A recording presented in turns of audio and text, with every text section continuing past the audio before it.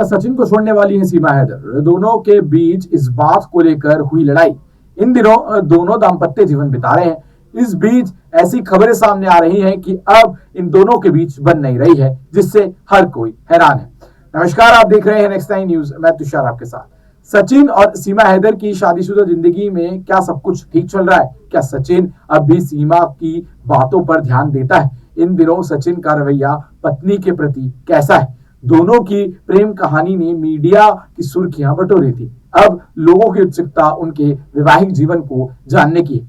प्रेमी के लिए देश छोड़ने वाली सीमा हैदर सचिन की पत्नी बनकर भारत में रह रही है। शादी के बाद दोनों की जिंदगी में भरोसे और मोहब्बत की मजबूत दीवार थी। दोनों एक दूसरे के साथ मीडिया के सामने आया करते थे, घर आए हुए पत्रकारों के सवालों का जवाब देते थे। अब सीमा को सचिन से शिकायतें पैदा होने लगी है।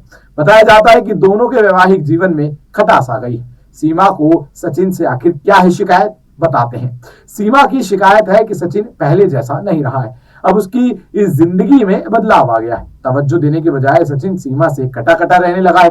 पाकिस्तान से प्रेमिका की कॉल के लिए बेताब रहता था। सीमा भी बेकरार धड़कनों को दबाए रहती थी। दोनों के बीच बेचैनी बढ़ी हुई थी और नींद भी नहीं आती थी। लेकिन अब शादी होने के बाद ये सब कुछ खत्म हो गया है। शादी के बाद क्या नहीं रह पाता पति पर भरोसा।